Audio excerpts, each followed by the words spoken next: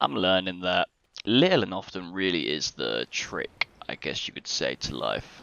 I've had so many euphoric moments in the past where I've kicked myself into a really good routine by getting like super motivated and going from 0 to 100 in my routine. I start going to the gym, start meditating, eating healthy, 10k steps a day, fixing my sleeping schedule, all the 10 yards. But the only issue is exactly what I mentioned earlier. It's kickstarted by a euphoric moment. So when that gives me a ton of motivation, what do you think happens when the motivation ceases to exist? You crash. I crashed. Every time. It'd usually start with a game. I'd start playing some sort of game in my free time, but slowly but surely, like some parasite or virus, it would just start bleeding into the other habits I have and taking all the time from them. Until eventually, I was back to how I was a few weeks before, maybe months if I was on a good sesh, but you probably have that game as well, bro. That one that you just keep going back to. For me, it was League. I just had this feeling in my head. I don't know what it was, but this drive that I had to be one of the top ranks. So, one of the top ranks for League is like Master, Grandmaster, Challenger, and I was so obsessed with obtaining that rank for some reason, and I never could. I got close sometimes, but I could never achieve it. So, whenever I got in a good routine and I started feeling productive, that's when my mental state would be like, "Oh, I'm so good now. I had to go back and get into it." But I think I'm past that now, luckily. And don't get me wrong, it's still there. It's still in the back of my mind. I think one day I will go back and get it, but hopefully not anytime soon. Now look, it's a bit too early in this routine for me to bullshit myself and you actually by saying that this time is going to be different, but I definitely do feel slightly different about this routine. Speaking of which, I'm Big Old Jimbo, and this is day 5 of the Spartan regime. That is no social media, no scrolling, no gooning, no drugs, mandatory morning routine, and daily exercise. Now, that whole list might seem pretty contradictory to what I was just talking about how it's not very productive to just have a crazy intense routine because it's going to inevitably backfire. But I'll explain how this one is different to the others. See, the last ones, I would always add a bunch of stuff, right? Gym, meditating, gratuity, journaling, eating clean and healthy, and then 10k steps and sleeping earlier.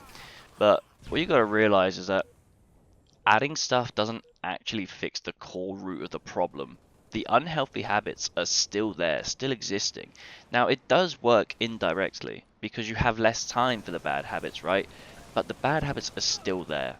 I would always still game, I would still vape, I would still doom scroll in my downtime because I felt like I deserved it in a weird way. It's like you're doing so well with a routine, you deserve a bit of like luxury, you deserve a bit of dopamine, right? You deserve to like relax and let loose. No. This routine, however, and this is how it's different, is that I didn't really add much of anything. The only things I've added is the morning routine, which, to be honest, I already had in place anyway, but I added meditation and praying or gratuity to it. And then the other thing I added was the daily exercise. Now, where you can compare those last two things to the last routine, sorry, you'll see how less encumbered I am. I'm not trying to eat healthy like a bodybuilder preparing for some sort of show. I'm not trying to lose weight. I'm not journaling simply because some guru told me to and doing his method of journaling that it really helped him with his life. And I'm not going for 10k steps because, fuck me, do you actually know how long 10k steps takes? That shit takes fucking ages, by the way. Like, it used to take me hours a day. It would literally take up my whole day doing that stuff. And yeah, of course, it's worth it. It always is. It's always worth it to do good things. But it's not about if it's worth it or not. It's about how easy it is to burn out when you're doing all this productive stuff, but you still have bad habits on your shoulder just whispering these sweet promises into your ear. Instead, with this routine, I removed stuff. I didn't add much, I removed it. In fact, I removed basically everything. I never set a set of criteria that I have to follow. And I've always told myself, if I do fail and I do relapse to some of these bad habits, that's fine. I'm not being super hard on myself. Maybe one night I stay up really late. Maybe I skip the gym. Maybe I pick the vape up or fucking goon or something, right? I don't fucking know. Something. One of these bad habits. But the goal is to try and cut them out. And guess what? Day 5, vaping, staying up late, social media, doom scrolling, gooning, alcohol, still going strong. Haven't touched any of it. I have no fucking inclination to either. And I usually say in the previous videos that while it's nothing to celebrate about, but now I'm starting to feel like this actually is cause for a bit of a celebration. 5 days is pretty damn good so far. And I think while we don't need to set up fireworks for it and act like this is revolutionary, I think doing it for 5 days is pretty damn good. We're nearly at a week now, man. Nearly at a week. And bear in mind, when you start doing these sorts of things, the first like 2 weeks, but specifically the first week in particular, are definitely the hardest. They really are. And I'll be honest with you, these first few days, there have been some bumps in the road, alright? There have been. So I keep my vape in my drawer next to my computer, which I know might seem counterproductive because I could just throw it away if I wanted to. But I want the temptation, bro. I want it. I want the challenge. I want to prove I can do it. Wave it in my face. I don't give a fuck. I'm not going to touch it. But there have been a few days. There have been a few days where I've literally just been sitting here craving to fucking suck on that pause, but suck on that vape, bro. I'm serious, man. There have been. There have been days where the craving has been very high. In fact, yesterday, in particular, which was day 4, was definitely the worst day so far. I think it was a combination of a few things, right? My body was in complete shambles from the gym.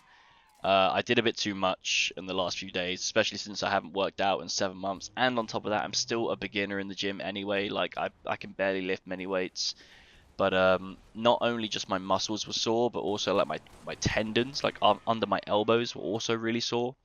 And I hit legs on the night of day 3. So when you pair that with like nicotine withdrawal and stuff, like I had some real trouble sleeping. So when I woke up on day 4, I had less than 5 hours sleep, and basically all the cravings were just way worse. And you know, without being too blunt and giving you guys too much information, the craving for how do I say how do I say this? My libido was up. Let's just say that is what I'm trying to say. And to push through that temptation was fucking tough, man. I'm not gonna lie.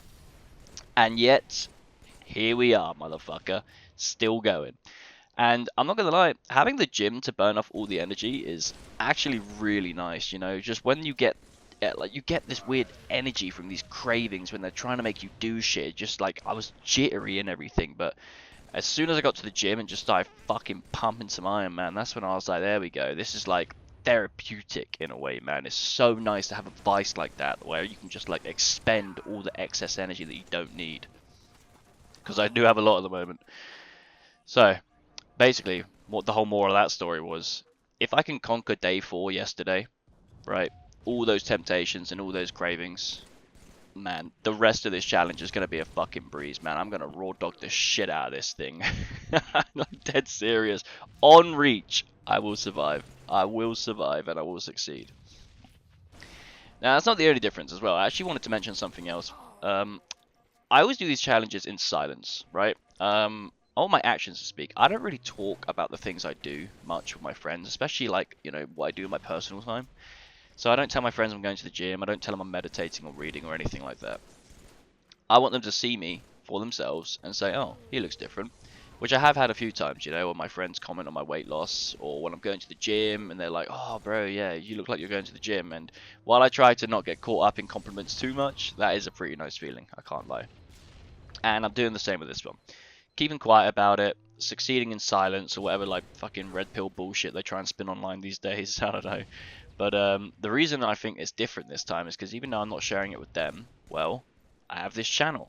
Got you guys, I got accountability here. I've got potentially a ton of like-minded people here to hold me accountable. How could I sit here and spew out bullshit into this mic when I'm slacking and not taking my own challenges seriously? That would be like, I don't know, corrupt in a way, unacceptable, I guess. I couldn't sit here and lie to people about my challenges because it just wouldn't be right if I was failing them and like intentionally not trying. So that's one really good accountability I have this channel, which I think is really good for it. But not only that, I also have like myself, and I don't mean that in a pretentious spiritual way, but the whole point of this channel, like the original reason that I even made it, was just to document my journey as like an online journal, so that in a year's time I can look back at me now at the start of 2026 and just see how far I've come, see how my morals have changed, see how my character's changed, what the consistency of the gym has done for me, the daily meditation, the reading. I don't only want other people to join in this journey with me, but I want my future self. I want to feel like my future self is looking back, watching me put in the work, and reaping the rewards of the work that I'm doing now. That is very motivational, I'm not going to lie. So, while I may not have the credentials to give any of you guys serious life advice yet, give me a year, bro. Give me a year. I'll have a whole fucking Spartan team of boys under the fucking belt. We'll all be in the journey together, bro. And I swear to God, we're gonna make some fucking changes. Right. That's all for today, bro. I'm gonna make a habit out of updating the like Spartan regime journey at the end of the video because honestly, there's no need to do like a daily segment on it anymore because it is just gonna be more of the same message every day now. But long story short, day 5 was another success. Morning routine done. Video now recorded. Gonna go play some Halo, some footage. By the way, Halo has been so much more fun now that I have a fucking controller. I was playing keyboard mouse before, and my keyboard mouse aim is horrendous, bro. I remember a few years ago when it first came out, me and my friends tried to play Valorant, and it really was humbling to realize how bad I was with keyboard and mouse. And Halo was no different. But now that I have a controller, it's actually fun again. And it's not so hard to find a game where I don't go 1 in 20. But anyway, enough about Halo. Later on, I'm going to go to work, head to the gym after for pool day, back and buys, you know how it is. Come home, evening routine, and sleep. I slept way better last night as well. I got about 8 hours or so. Anyway, no need to waffle about that too much. This is your boy, big old fucking Jimbo. Have a blessed day, my brother. Go out and conquer.